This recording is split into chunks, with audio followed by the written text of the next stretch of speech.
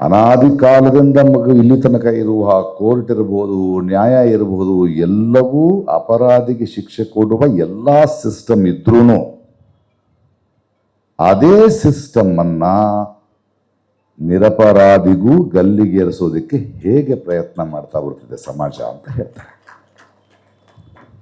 ಇದು ಇವತ್ತು ನಾವು ಮನಗಾಣಬೇಕಾಗಿರೋದು.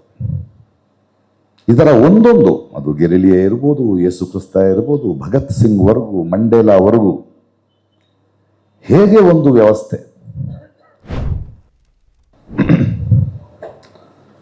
ನಮ್ಮ ನೆಚ್ಚಿನ ನಾಯಕರಾದ ಸಿದ್ದರಾಮಯ್ಯನವರು, ನ್ಯಾಯಮೂರ್ತಿಗಳು ಮತ್ತು ಬಹಳಷ್ಟು ಜನ ತಿಳಿದವರು ಸೇರಿರುವ ಈ ಸಭೆ ನಿಜವಾಗ್ಲೂ ನಾನು ತುಂಬ ಸಂತೋಷ ಕೊಟ್ಟಿದೆ. ಈ ಮೆಮೊರಬಲ್ ಟ್ರಯಲ್ಸ್ ಅನ್ನುವ ಪುಸ್ತಕವನ್ನು ನಾನು ಕಣ್ಣಾಡಿಸಿದೆ. ಪ್ರಾಯಶಃ ಇವತ್ತಿನ ಸಮಾಜದ ಪರಿಸ್ಥಿತಿಯಲ್ಲಿ ಮತ್ತು ಮುಂದಿನ ಪೀಳಿಗೆಗೆ ನಾವು ಏನು ಬಿಟ್ಟು ಹೋಗ್ತಿದ್ದೀವಿ ಅನ್ನೋ ಆತಂಕದಲ್ಲಿರುವ ಈ ಸಮಯದಲ್ಲಿ ನಮ್ಮ ನ್ಯಾಯವಾದಿಗಳು ಬಹಳ ಪ್ರಸ್ತುತವಾದ, ಬಹಳ ಮುಖ್ಯವಾದ ಒಂದು ಪುಸ್ತಕವನ್ನು ಬರೆದಿದ್ದಾರೆ. ಇದರಲ್ಲಿ ಇವರ ಅಂತಃಕರಣ ಇದೆ. ಅಂದರೆ ಒಬ್ಬ ನ್ಯಾಯವಾದಿಗಳು 5 ದಶಕಗಳ ಇಡೀ ವ್ಯವಸ್ಥೆಯ ಒಳ ಹೊರಗನ್ನು ನೋಡಿದಂಥವ್ರು ಮತ್ತು ನಿರಂತರವಾಗಿ ನ್ಯಾಯದ ಪರ ಇರಬೇಕು, ನಮ್ಮ ಸಂವಿಧಾನವನ್ನು ಕಾಪಾಡಿಕೋಬೇಕು ಅಂತ ಪಣ ತೊಟ್ಟವರು, ಹಾಗೆ ಒಂದು ಶಿಷ್ಯ ವೃಂದವನ್ನೇ ಬೆಳೆಸಿದವರು. ಯಾಕೆ ಈ ಥರ ಒಂದು 23 ಟ್ರಯಲ್ಗಳನ್ನು ಬರೆದ್ರು ಅಂತ ಓದಿದೆ. ಇದರ ವಿಶೇಷ ಏನು ಅಂದರೆ ಬಹಳ ಸರಳವಾಗಿ ಬರೀತಾರೆ. ಈ 22 ಟ್ರಯಲ್ಗಳಲ್ಲಿ ಸಂಬಂಧಪಟ್ಟ ವ್ಯಕ್ತಿಗಳ ಹೊಗಳಿಕೆಯನ್ನು ಮಾಡದೆ ಒಬ್ಬ ನ್ಯಾಯವಾದಿಗಳಾಗಿ ಟ್ರಯಲ್ ಅನ್ನು ಮಾತ್ರ ಮಾಡ್ತಾರೆ. ಇದು ಒಂದು ಕಟು ಸತ್ಯವನ್ನು ನಮ್ಮ ಮುಂದೆ ಇಡ್ತಾರೆ. ಇಡೀ ಮನುಷ್ಯನ ಈ ಸಮಾಜದ ವಿಕಾಸದ ಈ ಪ್ರಕ್ರಿಯೆಯಲ್ಲಿ ವಿಕಾಸ ಆಗ್ತಾ ಹೋಗಬೇಕು, ಎವಲ್ಯೂಷನ್ ಆಗ್ತಾ ಹೋಗಬೇಕು, ಮಾನವೀಯತೆಯ ಕಡೆಗೆ, ಸಮಾನತೆಯ ಕಡೆಗೆ ಹೊರಡಬೇಕು ಅಂತ ಹೊರಟ ಎಲ್ಲ ಕಡೆನೂ ಬಾರ್ಬ್ಯಾರಿಕ್ ಏಜಿಂದ ನ್ಯಾಯಸ್ಥಾನ, ಆಯಾ ಊರಿಗೆ ಬೇಕಾದ ಸಂವಿಧಾನ, ಕೋರ್ಟು, ಪೊಲೀಸರು ಇದ್ದಾರೆ. ಅಂದರೆ ಎಲ್ಲ ಕಾಲಗಳಲ್ಲಿಯೂ ಒಬ್ಬ ತಪ್ಪಿತಸ್ಥನಿಗೆ ಶಿಕ್ಷೆಯಾಗುವ ಒಂದು ರೂಟ್, ಒಂದು ವ್ಯವಸ್ಥೆ ಇದೆ. ಆದರೆ ನಾಗಭೂಷಣ್ ರವರ ಈ ಕೃತಿ ಇನ್ನೊಂದರ ಮೇಲೆ ಕಣ್ಣು ಹಾಕುತ್ತೆ. ಅನಾದಿ ಕಾಲದಿಂದ ಇಲ್ಲಿ ತನಕ ಇರುವ ಕೋರ್ಟ್ ಇರಬಹುದು, ನ್ಯಾಯ ಇರಬಹುದು, ಎಲ್ಲವೂ ಅಪರಾಧಿಗೆ ಶಿಕ್ಷೆ ಕೊಡುವ ಎಲ್ಲ ಸಿಸ್ಟಮ್ ಇದ್ರೂ ಅದೇ ಸಿಸ್ಟಮ್ ಅನ್ನ ನಿರಪರಾಧಿಗೂ ಗಲ್ಲಿಗೇರಿಸೋದಕ್ಕೆ ಹೇಗೆ ಪ್ರಯತ್ನ ಮಾಡ್ತಾ ಬರ್ತಿದೆ ಸಮಾಜ ಅಂತ ಹೇಳ್ತಾರೆ. ಇದು ಇವತ್ತು ನಾವು ಮನಗಾಣಬೇಕಾಗಿರೋದು. ಇದರ ಒಂದೊಂದು, ಅದು ಗೆರಿಲಿಯ ಇರ್ಬೋದು, ಯೇಸು ಕ್ರಿಸ್ತ ಇರ್ಬೋದು, ಭಗತ್ ಸಿಂಗ್ ವರೆಗೂ, ಮಂಡೇಲಾವರೆಗೂ ಹೇಗೆ ಒಂದು ವ್ಯವಸ್ಥೆ, ಒಂದು ತನ್ನ ಬಲವನ್ನು ಉಳಿಸ್ಕೊಳ್ಳೋದಕ್ಕೆ, ಉಳ್ಳದವರ ಮೇಲೆ ತಮ್ಮ ಬಲವನ್ನು ಉಳಿಸ್ಕೊಳ್ಳೋದಕ್ಕೆ, ತಮ್ಮ ಹಿಡಿತವನ್ನು ಉಳಿಸ್ಕೊಳ್ಳೋದಕ್ಕೆ ಒಂದು ಸಂವಿಧಾನದ ಚೌಕಟ್ಟದ ವ್ಯವಸ್ಥೆಯನ್ನು ಉಂಟು ಮಾಡಿ ಅದನ್ನು ಹೇಗೆ ಯೂಸ್ ಮಾಡ್ತಾ ಹೋಗ್ತಾರೆ ಅಂತ. ಈ ಪ್ರಕ್ರಿಯೆಯಲ್ಲಿ ಎಂತೆಂಥ ಮಹನೀಯರು ಗಲ್ಲಿಗೇರಿದ್ರು, ಪ್ರಾಣ ಕೊಟ್ಟರು. ಅಂದರೆ ಒಂದು ಸತ್ಯವನ್ನು ಉಳಿಸೋದಕ್ಕೆ, ಒಂದು ಮಾನವೀಯತೆಯನ್ನು ಉಳಿಸ್ಕೊಳ್ಳೋದಕ್ಕೆ, ಸಮಾನತೆಯನ್ನು ಉಳಿಸೋದಕ್ಕೆ ಎಷ್ಟೆಲ್ಲ ಅಡ್ಡು ಆತಂಕಗಳಿದ್ರು, ಕುತ್ತಿಗೆಯಲ್ಲಿ ಕತ್ತಿ ಇಟ್ಟರು ನಾನು ಸತ್ಯವನ್ನೇ ಮಾತನಾಡುತ್ತೇನೆ ಅಂತ ಹೇಳ್ತಾ ಅದೇ ವ್ಯವಸ್ಥೆಗೆ ಬಲಿಯಾದರೂ ಅವರ ನೋವು ನಮ್ಮ ಮುಂದೆ ಬರುತ್ತೆ. ಇದರಲ್ಲಿ ಇವತ್ತು ಆಗ್ತಿರೋದು ಅದೇ. ಇವತ್ತು ನಾವು ಪ್ರಜಾಪ್ರಭುತ್ವ ಇದೆ ಅಂತ ಅನ್ಕೊಂಡಿದ್ದೀವಿ. ದಯವಿಟ್ಟು ಒಂದು ಸುಳ್ಳನ್ನು ನಂಬಬೇಡಿ. ಎಲ್ಲ ಕಾಲಗಳಲ್ಲೂ ಮತ್ತು ಈ ಕ್ಷಣಕ್ಕೂ ಪ್ರಜಾಪ್ರಭುತ್ವ ಒಂದು ಎಕ್ಸ್ಪೆರಿಮೆಂಟ್ ಆಗಿ ಉಳಿದಿದೆ. ಪ್ರಪಂಚದ ಎಲ್ಲಿಯೂ ಪ್ರಜಾಪ್ರಭುತ್ವವಿಲ್ಲ. ಯಾಕೆ ಅಂದರೆ ಸಮಾನತೆಯ ಪ್ರಜಾಪ್ರಭುತ್ವದ ಆಸೆಯನ್ನ ಕನಸನ್ನು ತೋರಿಸುತ್ತಲೇ ಎಲ್ಲ ಕಾಲಗಳಲ್ಲೂ ಪ್ರತಿನಿಧಿಗಳನ್ನ ಆಯ್ಕೆ ಚುನಾವಣೆಗೆ ಮಾತ್ರ ಪ್ರಜಾಪ್ರಭುತ್ವದ ಪ್ರಕ್ರಿಯೆ. ಅದಾದ ಮೇಲೆ ಅವರು ಸರ್ವಾಧಿಕಾರಿಗಳೇ. ಯಾಕೆಂದ್ರೆ ಉಳ್ಳವರು ಎಕಾನಮಿಯನ್ನ, ಕಲ್ಚರನ್ನ, ತಮ್ಮ ಧರ್ಮವನ್ನ, ತಮ್ಮ ಪವರನ್ನ ಇಲ್ಲದವರಿಗೆ ಕೊಡಲಿಕ್ಕೆ ತಯಾರಾಗೇ ಇಲ್ಲ. ಆಗಲೂ ಪಟ್ಟಾಭಿಷೇಕನೇ, ಈಗಿನ ಪ್ರಮಾಣ ವಚನಗಳು ಪಟ್ಟಾಭಿಷೇಕನೇ. ಆಗಲೂ ಸಿಂಹಾಸನನೇ, ಈಗಲೂ ಕುರ್ಚಿನೇ. ಈ ಸತ್ಯವನ್ನ ಹೇಳ್ತಾ ಹೋಗ್ತಾರೆ. ಮತ್ತು ಮುಂದಿನ ಪೀಳಿಗೆಗೆ ಹೇಗೆ ಇದನ್ನು ನೋಡಬೇಕು ಅಂತಾರೆ, ಅವರ ವ್ಯವಸ್ಥೆ ಹೇಗಿದೆ ಅಂತ. ಹಿಂದೆ ತಪ್ಪು ಮಾಡಿದವರಿಗೆ ಅಥವಾ ಪ್ರಶ್ನಿಸಿದವ್ರನ್ನ ವ್ಯವಸ್ಥೆ ಕೊಲ್ಲೋದು ಬಹಳ ಈಸಿ ಆಗಿತ್ತು. ಆದರೆ ಕೊಂದ್ರೆ ಅದರ ಪರಿಣಾಮಗಳು ಬೇರೆ ಆಗ್ಬೋದು. ಅದಕ್ಕೆ ಜೈಲಿನಲ್ಲಿ ಹಾಕಬೇಕು. ಜೈಲಿನಲ್ಲಿ ಹಾಕ್ಬಿಟ್ಟು ಒಂದು ಶಿಕ್ಷೆ ಕೊಟ್ಟು ಕೊಂದ್ರೆ ಸರಿ ಹೋಯ್ತು. ಆದರೆ ಬಂದು ಬಂದು ಬಂದು ಬಂದು ಈಗ ನಮ್ಮ ದೇಶದಲ್ಲಿ ನಡೀತಿರುವ ಹೊಸ ಆಟ ಇದೆಯಲ್ಲ, ಅದು ಇತಿಹಾಸದಲ್ಲೇ ದುರಂತ. ಈಗ ಏನ್ ಮಾಡ್ತಾರೆ, ಸತ್ಯವನ್ನು ಮಾತನಾಡುವ ಪ್ರಜಾಪ್ರಭುತ್ವದ ಪರವಾಗಿ ಇಲ್ಲುವವರಿಗೆ ಮೊದಲು ಅವನ ಹೆಸರು ಕೆಡಿಸ್ತಾರೆ, ಅವನ ಮೇಲೆ ಆಪಾದನೆಗಳು ಹೊರಡಿಸ್ತಾರೆ. ಅವನು ದೇಶದ್ರೋಹಿ, ಹಿಂದೂ ದ್ರೋಹಿ ಅಂದ್ರೆ ಹೀಗೆ ಅವನ ಮೇಲೆ ಕೆಸರನ್ನ ಎರಚಿ ಒಂದು ಕನ್ಸೆಂಟ್ ಅನ್ನ ಸಮಾಜದಿಂದ ತಗೊಳ್ತಾರೆ. ಇವನು ಕಳ್ಳ. ಒಬ್ಬ ಮುಸ್ಲಿಮನನ್ನ ಅರೆಸ್ಟ್ ಮಾಡಿ ನೀವು ಮಾತಾಡಿದ್ರೆ ನೀನು ದೇಶದ್ರೋಹಿ. ಒಬ್ಬ ನಕ್ಸಲೈಟ್ ಅನ್ನ, ಒಬ್ಬ ಮಾವೋಯಿಸ್ಟ್ ಅನ್ನ ನೀವು ಪ್ರೀತಿಯಿಂದ ಅವನ ಮಾಡಿದ ಕೆಲಸಗಳನ್ನ ಮಾತಾಡ್ತಾ ಇದ್ರೆ ದೇಶದ್ರೋಹಿ. ಸೊ ಇವಾಗ ನನ್ನಂಥವ್ರ ಮೇಲೂ ಹಾಗೆ ನಡೆಯುತ್ತದೆ. ಅಂದ್ರೆ ಅವ್ರಿಗೆ ಕೆಸರ ಮೇಲೆ ಎರಚೋದು 2 ನಿಮಿಷ, ನಮಗೆ ತೊಳ್ಕೊಳಕ್ 4 ದಿನ ಬೇಕು. ಅದಕ್ಕೆ ಕೇಸ್ಗಳು ಹಾಕಿ ಏನು ಮಾತಾಡಿದ್ರು ಹಿಂದೂ ವಿರೋಧಿ. ಈ ಧರ್ಮ ಇದೆಯಲ್ಲ ಎಲ್ಲ ಕಾಲದಲ್ಲೂ ಕೆಲಸ ಮಾಡಿದೆ. ಯೇಸು ಕ್ರಿಸ್ತ ಇದ್ದಾಗ ರೋಮೋ, ಗೆಲಿಲಿಯೋ ಇದ್ದಾಗ ಚರ್ಚು, ಅಥವಾ ಪಾಕಿಸ್ತಾನ ಅರಬ್ ದೇಶದಲ್ಲಿ ಮುಸ್ಲಿಮರು, ಇಲ್ಲಿ ಹಿಂದೂ ಧರ್ಮ. ಹಿಂದುತ್ವ ಅಲ್ಲ, ಅದನ್ನು ಉಪಯೋಗಿಸೋದು. ಅದು ನಮ್ದಾಗಬೇಕು, ಅವರ ಬಲವನ್ನು ಬಿಡಬಾರ್ದು. ಈ ಪ್ರಯತ್ನ ನಡೀತಾನೇ ಇರುತ್ತೆ. ಇದರ ಮೇಲೆ ಕಣ್ಣು ಹಾಕ್ತಾರೆ ಇವರು. ಹೇಗೆ ವ್ಯವಸ್ಥಿತವಾಗಿ ಸಮಾಜದಲ್ಲಿ ಪ್ರಶ್ನಿಸುವವರನ್ನ. ಯಾಕಂದ್ರೆ ಮನುಷ್ಯನ ವಿಕಾಸದ ಹಿಸ್ಟ್ರಿ, ಇತಿಹಾಸವನ್ನು ನೀವು ನೋಡಿದಾಗ ಬಹಳ ದೊಡ್ಡ ಕಂಡುಕೊಂಡಿದ್ದು ಪ್ರಿಂಟಿಂಗ್ ಪ್ರೆಸ್. ಯಾವಾಗ ಪ್ರಿಂಟಿಂಗ್ ಪ್ರೆಸ್ನ ಕ್ರಾಂತಿ ಆಯಿತೋ ಆಗ ಆಲೋಚನೆಗಳು ಪ್ರಪಂಚಾದ್ಯಂತ ಹಬ್ಬಲಿಕ್ಕೆ ಶುರುವಾದವು.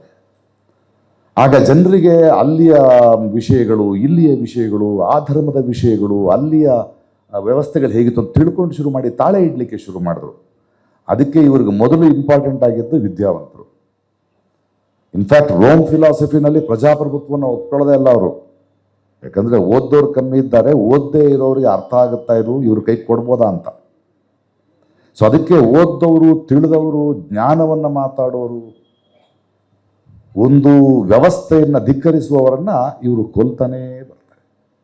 ಇದಕ್ಕೆ ಬಹಳ ಒಂದು ನಿಮ್ಮ ಟೈಮ್ ತಗೊಳ್ತೀನಿ. ಒಂದು ಇಂಪಾರ್ಟೆಂಟ್ ಟ್ರಯಲ್ ಇವತ್ತು ನಮ್ಮ ದೇಶದಲ್ಲಿ ಏನು ಮಾಡಬೇಕಾಗಿದೆ ಅಂತ, ಇವತ್ತು ನಾವು ಹೇಗೆ ಹೋರಾಡಬೇಕಾಗಿದೆ ಇದನ್ನು ಬಹಳ ಬ್ಯೂಟಿಫುಲ್ ಆಗಿ ಅಂದರೆ ಆ ಟ್ರಯಲ್ ಬಗ್ಗೆ ಹೇಳೋದಕ್ಕಂತ ನ್ಯಾಯಮೂರ್ತಿಗಳು ಏನು ಹೇಳ್ತಿದ್ದಾರೆ ಮುಂದಿನ ಪೀಳಿಗೆಗೆ ಅಂದರೆ, ನೀವು ಈಗ ಬದುಕುತ್ತಿರುವ ಸ್ವಾತಂತ್ರ್ಯ ಏನಿದೆ, ಅಥವಾ ಅಭಿವ್ಯಕ್ತಿ ಸ್ವಾತಂತ್ರ್ಯ ಏನಿದೆ, ಅಥವಾ ಒಂದು ಅಟ್ಲೀಸ್ಟ್ ಬದುಕಬಹುದಾದ ಸಮಾಜ ಏನಿದೆ, ಇದರ ನಿರ್ಮಾಣಕ್ಕಾಗಿ ಎಷ್ಟು ಜನ ಮಹಾನ್ ವ್ಯಕ್ತಿಗಳು ತ್ಯಾಗ ಮಾಡಿದ್ದಾರೆ ಅಂತ, ಎಷ್ಟು ನೋವುಂಡಿದ್ದಾರೆ ಅಂತ.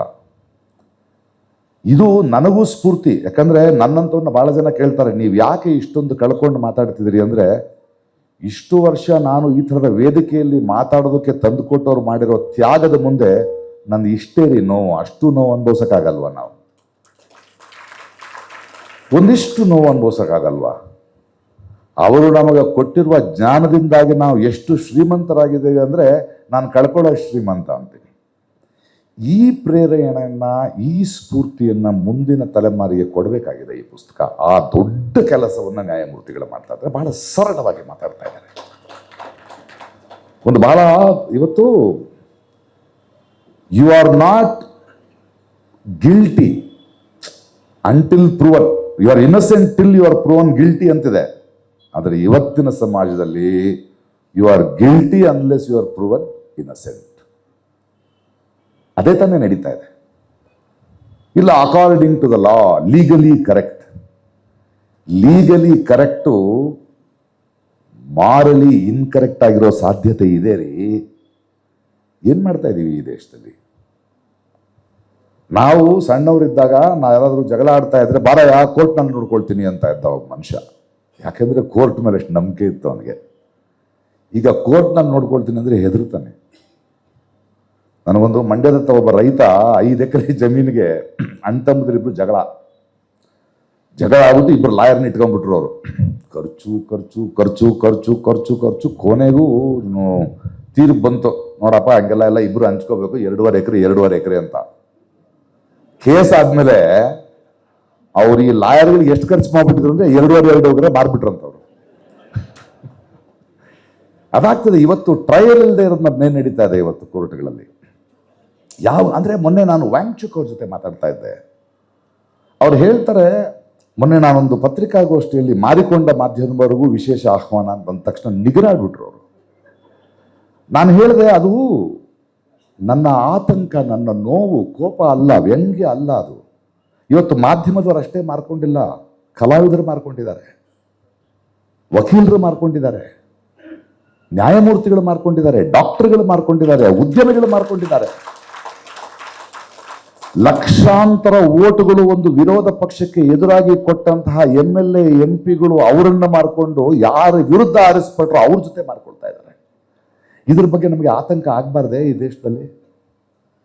ಮಾರಿಕೊಳ್ಳುವ ಈ ಒಂದು ಏನಿದೆ ವ್ಯಾಧಿ ಇಡೀ ಭಾರತ ದೇಶವನ್ನ ಇಲ್ಲಿ ಐಡಿಯಾಲಜಿಕಲ್ ಪ್ರಾಬ್ಲಮ್ ಇಲ್ಲ, ಅವಕಾಶವಾದಿಗಳು ಜಾಸ್ತಿ ಆಗ್ಬಿಟ್ಟಿದ್ದಾರೆ. ಈ ನೋವನ್ನ ಅರ್ಥ ಮಾಡಿಕೊಳ್ಳುವಂತಹ ಮತ್ತು ಈ ವ್ಯವಸ್ಥೆಯನ್ನು ಅರ್ಥ ಮಾಡಿಕೊಳ್ಳುವಂಥ ಮತ್ತು ಈ ವ್ಯವಸ್ಥೆಯಲ್ಲಿ ನಡೆಯುತ್ತಿರುವ ಈ ದೊಂಬರಾಟವನ್ನು ಸೂಕ್ಷ್ಮವಾಗಿ ನೋಡುವ ಒಂದು ದೃಷ್ಟಿಕೋನವನ್ನು ಮುಂದಿನ ಪೀಳಿಗೆಗೆ ನಮ್ಮ ಸಾಹೇಬರು ಕೊಟ್ಟಿದ್ದಾರೆ. ಇದು ಬಹಳ ಬಹಳ ದೊಡ್ಡ ಕೆಲಸ. ಇದು ಅದು ಇಂಥ ನ್ಯಾಯಮೂರ್ತಿಗಳಿಂದ ಮಾತ್ರ ಮಾಡುವಂತಹ ಕೆಲಸ. ಇವತ್ತು ನನಗೆ ಏನನ್ಸುತ್ತೆ ಅಂದರೆ, ನನಗೆ ಇವತ್ತಿನ ಈ ಇಡೀ ನ್ಯಾಯ ವ್ಯವಸ್ಥೆ ಮತ್ತು ಪೊಲೀಸ್ ವ್ಯವಸ್ಥೆಯಲ್ಲಿ ಒಂದು ಟ್ರಯಲ್ ನನಗೆ ನೆನಪಾಗತ್ತೆ. ಸೆನೆಗಲ್ ಅಂತ ಒಂದು ಆಫ್ರಿಕನ್ ಕಂಟ್ರಿ ಹೆಸರು ನೀವು ಕೇಳಿರ್ಬೇಕು. ಆಗ ಈ ಸ್ಲೇವ್ ಟ್ರೇಡ್ ಬಹಳ ಇತ್ತು, ಈ ಗುಲಾಮರನ್ನು ಅಮೆರಿಕಾಗೆ ತಗೊಂಡು ಹೋಗೋದು. ಆ ಸೆನೆಗಲ್ಲಿಂದ ಆ ಗುಲಾಮರನ್ನು, ಬೇರೆ ಬೇರೆ ಬುಡಕಟ್ಟಿನ ಗುಲಾಮರನ್ನು ಎತ್ಕೊಂಡು, ಇತ್ತೀಚೆಗೆ ಒಂದು ಟೀಮ್ ತುಂಬ ಚೆನ್ನಾಗಿ ಆಡ್ತು ಫುಟ್ಬಾಲ್ನಲ್ಲಿ, ಖೋಖೋ ಅಂತ ಯಾವುದೋ ಒಂದು, ಆ ಊರಿನಲ್ಲಿ ಬಿಸಾಕ್ಬಿಡೋದು. ಅಲ್ಲಿಂದ ಒಂದು ಶಿಪ್ನಲ್ಲಿ ಅಮೆರಿಕ ಕರ್ಕೊಂಡು ಹೋಗೋದು. ಒಂದು 800-900 ಜನ 900 ಜನ ಆ ಶಿಪ್ಪು. ಅದು ಒಂದು 2-3 ತಿಂಗಳ ಪ್ರಯಾಣ. ಆ ಪ್ರಯಾಣದಲ್ಲಿ ಊಟ ಸರಿ ಇಲ್ಲ, ಅವರಿಗೆ ನೋಡ್ಕೊಳ್ಳೋರು ಸರಿ ಇಲ್ಲ. ಅಂದರೆ ಇವತ್ತಿನ ಕೋಳಿಗಳನ್ನ ತಗೊಂಡು ಹೋಗ್ತಾ, ಅದಕ್ಕಿಂತ ಕೇವಲವಾಗಿ ತಗೊಂಡು ಹೋಗ್ತಾ ಒಂದು 200-300 ಜನ ಅಲ್ಲಿ ಸೇರ್ಕೊಂಡ್ಬಿಟ್ರೆ ದೊಡ್ಡ ಬಿಸ್ನೆಸ್ ಸಕ್ಸಸ್ಫುಲ್ ಅವರಿಗೆ. ಹಾಗಿರೋ ಒಂದು ಸಂದರ್ಭದಲ್ಲಿ ಈ ಟ್ರಯಲ್ನಲ್ಲಿ ಒಂದು ಶಿಪ್, ಒಂದು ಪೋರ್ಚುಗಲ್ ಶಿಪ್ ಅನ್ಸುತ್ತದು, ಅದರಲ್ಲಿ ಕಳಿಸ್ತಾರೆ. ಆ ಕ್ಯಾಪ್ಟನ್ನು ಸ್ವಲ್ಪ ದಾರಿ ತಪ್ಪಿರೋದ್ರಿಂದ ಸಾಕಷ್ಟು ದೂರ ಸುತ್ತಕ್ಕೆ ಶುರುವಾಗಿ ನೀರು ಮತ್ತು ಊಟ ಜಾಸ್ತಿ ಖರ್ಚಾಗತ್ತೆ ಅಂತ ಇವ್ರುಗಳನ್ನ ತೆಗೆದು ನೀರೊಳಗೆ ಬಿಸಾಕ್ತಾರೆ. ಆಗ ಅವರು ತಡ್ಕೊಳಕ್ಕಾಗದೆ ದಂಗೆ ಹೇಳ್ತಾರೆ. ಅವಾಗ 800-900 ಜನನ ಕಳ್ಸಕ್ಕೆ ಒಂದು 4-5 ಜನ ಆಫೀಸರ್ಸ್ ಮಾತ್ರ ಕಳಿಸ್ತಿದ್ರು. ಯಾಕಂದ್ರೆ ಆ ಬಿಳಿಯರಿಗೆ ನಂಬಿಕೆ ಇತ್ತು, 5 ಜನರಿಗೆ ಹೆದರ್ಕೊಳ್ತಾರೆ ಇವ್ರು ಸಾಕು ಅಂತ. ಆದರೆ ಆ ದಂಗೆ ಆದ್ಮೇಲೆ ಕೊನೆಗೂ ಅದು ಹೋಗಿ ದಡ ಸೇರುತ್ತೆ, ಅಮೆರಿಕನ ಸೌತ್ ದಡ ಸೇರುತ್ತೆ. ಅಷ್ಟೂ ಜನ, ಉಳಿದ 300-400 ಜನನ ಅರೆಸ್ಟ್ ಮಾಡ್ತಾರೆ. ಆಗ ನಾರ್ತ್ನಲ್ಲಿ ಒಂದು ಸ್ವಲ್ಪ ಲಿಬರೇಟೆಡ್ ಮೂವ್ಮೆಂಟ್ ನಡೀತಾ ಇರುತ್ತೆ. ಅದೇ ಹಿಂಗೆ ಅರೆಸ್ಟ್ ಮಾಡಿದಾರಲ್ಲ, ಅವ್ರನ್ನ ಹೆಂಗಾರು ಕಾಪಾಡಬೇಕು, ಕೋರ್ಟ್ನಲ್ಲಿ ಹೋಗಿ ವಾದ ಮಾಡಬೇಕು ಅಂದ್ರೆ ಎಲ್ಲ ಬಿಡಲ್ರಿ, ಅವರು ತುಂಬ ಸ್ಟ್ರಿಕ್ಟ್ ಆಗಿದ್ದಾರೆ ಅಂದರೆ. ಆದರೂ ವಾದ ಮಾಡಕ್ಕೆ ಹೋಗ್ತಾರೆ, ಆದರೆ ಸಾಧ್ಯ ಆಗಲ್ಲ. ಕೊನೆಗೂ ಆ ಲಾಯರು ಆ ಬುಡಕಟ್ಟಿನವ್ರ ಜೊತೆ ಹೋಗಿ, ಕಪ್ಪು ಜನರ ಹತ್ರ ಹೋಗಿ, ನಾನು ಕ್ಷಮೆ ಕೇಳ್ತೀನಿ, ನನಗೆ ಮಾತಾಡೋಕ್ಕಾಗಲ್ಲ ಅಂತ ಹೋಗ್ತಾನೆ ಒಬ್ಬ ಟ್ರಾನ್ಸ್ಲೇಟರ್ನ ಇಟ್ಕೊಂಡು. ಆಗ ಅವರು ನನಗೆ ಅರ್ಥ ಆಗುತ್ತೆ, ನನಗೊಂದು ಸ್ವಲ್ಪ ಮರದ ತುಂಡುಗಳನ್ನು ಸ್ವಲ್ಪ ಬೆಂಕಿಯನ್ನು ಕೊಡಿ ಅಂತಾರೆ. ಯಾಕೆ ಅಂತ ಕೇಳ್ತಾನೆ ಅವನು.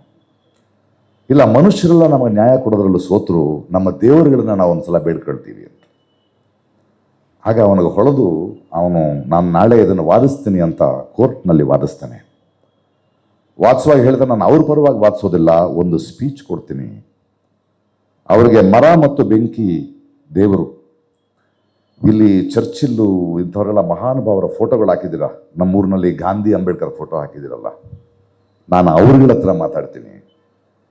ನೀವು ಅವರು ಕೊಟ್ಟಿರುವ ಸಮಾನತೆಯ ಸಂವಿಧಾನದ ಮೇಲೆ ನೀವು ನ್ಯಾಯವನ್ನು ಹೇಳಕ್ಕಾಗದೇ ಇದ್ರೆ ಆ ಫೋಟೋವನ್ನಾದ್ರೂ ಕೆಳಗಿಳಿಸಿ ನ್ಯಾಯ ಹೇಳ್ರಿ ಅಂತ. ಬಹುಶಃ ಭಾರತ ದೇಶದಲ್ಲಿ ನಾವು ಅಂಬೇಡ್ಕರ್ನ ಗಾಂಧಿಯನ್ನ ಮುಚ್ಚಿಟ್ಟಾದ್ರೂ ನಿಮ್ಮ ರಾಜ್ಯಭಾರ ನಡೆಸಿ ಅಂತ ಹೇಳಬೇಕು. ಯಾಕಂದ್ರೆ ಗಾಂಧಿಯನ್ನ ಕೊಂದವನ್ನ ಕೂಡ್ಸೋರು ಇವರು. ಇವತ್ತು ಭಾರತ ದೇಶದಲ್ಲಿ ಗಾಂಧಿಯೇ ದೇಶದ್ರೋಹಿಯಾಗಿದ್ದಾರೆ. ಇಂಥ ಒಂದು ಸಂದರ್ಭದಲ್ಲಿ ಈ ಥರದ ಒಂದು ಬಹಳ ದೊಡ್ಡ ಕೆಲಸ, ತನ್ನ ಅನುಭವದಿಂದ ಇಡೀ ಇತಿಹಾಸವನ್ನು ಓದುತ್ತಾ ಒಂದು 20 ಟ್ರಯಲ್ಗಳನ್ನು ಒಂದು ಉದಾಹರಣೆಯಾಗಿ ತಂದು, ನಾವು ಬದುಕುತ್ತಿರುವ ಈ ಸ್ವಲ್ಪ ಮಟ್ಟಿಗೆ ಸಹಿಸುವಂಥ ಸಮಾಜಕ್ಕೆ ಕಾರಣರಾದ ದೊಡ್ಡ ದೊಡ್ಡ ಹುತಾತ್ಮರು, ಮೇಧಾವಿಗಳು ಪ್ರಾಣವನ್ನು ಕೊಟ್ಟಿದ್ದಾರೆ, ಸತ್ಯದ ಜೊತೆಗೆ ನಿಂತಿದ್ದಾರೆ. ಅದು ನಿಲ್ಲುವುದು ಬಹಳ ಮುಖ್ಯ ಅಂತ ಮುಂದಿನ ತಲೆಮಾರಿಗೆ ಹೇಳುವ ಈ ಪ್ರಯತ್ನ ತುಂಬ ತುಂಬ ದೊಡ್ಡದು. ಇಂತಹ ಒಂದು ಕಾರ್ಯಕ್ರಮಕ್ಕೆ ನನ್ನನ್ನು ಕರೆದಿದ್ದಕ್ಕೆ ಧನ್ಯವಾದಗಳು.